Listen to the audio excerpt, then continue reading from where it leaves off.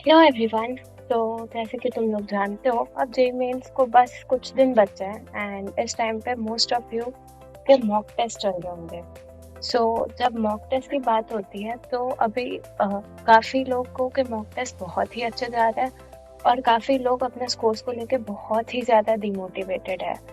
So let me share something that I had experience during this time. जब मैं अपना mock test देती थी तो मेरे जो स्कोर्स थे वो हमेशा से साइनोसोडियल चलते थे। एक टेस्ट में बहुत ही अच्छे जाते थे और फिर अचानक से गिर जाते थे। एंड अब looking back I do understand कि ऐसा क्यों होता था। जब मेरे स्कोर्स बहुत ही ज़्यादा अच्छे होते थे तो I used to become over confident with it. मेरे को लगता था कि अब तो मुझे सब कुछ ही आता है, अब क्या ही पढ़ना है।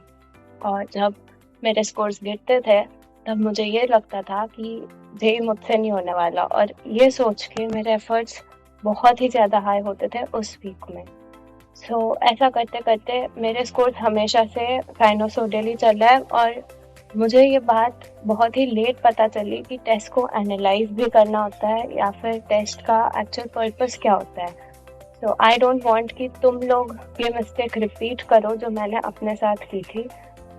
इसीलिए ये वीडियो मैं आपको बताने वाली हूँ कि मैंने क्या किया था जिससे मेरे स्कोर्स फाइनली स्टेबल हुए थे। ऐसा क्या था जो मैं मिस कर रही थी अपने प्रीवियस मॉक्स में, जो लास्ट में जाके फाइनली सही हुआ था।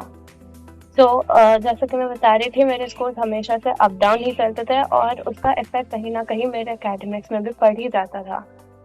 What I understood after giving a certain amount of test and after a video जिसने मेरा माइंडसेट चेंज किया था टेस्ट को लेके, उसके बाद से मैंने अपना टेस्ट एनालिसिस शुरू किया था। I had developed this test analysis on my own.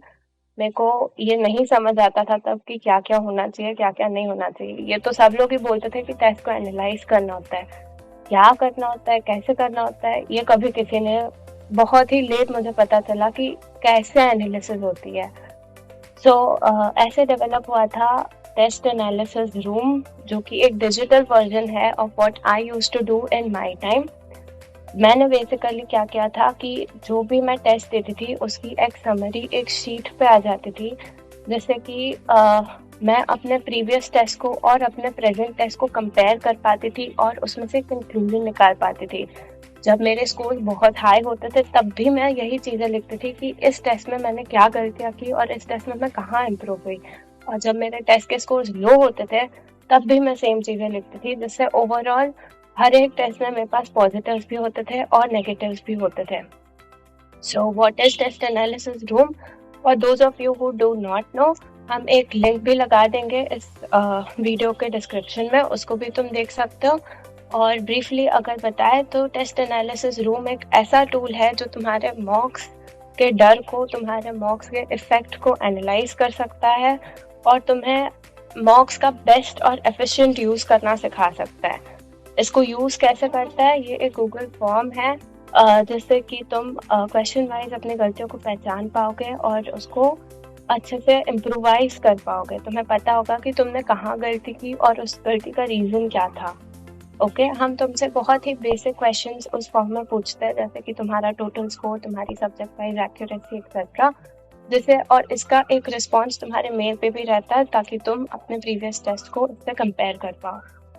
I hope तुम इस टूल का बेस्ट यूज करोगे। और भी कोई डाउट्स हो इस वीडियो के बारे में तो हमें कमेंट्स में बताओ। All the best.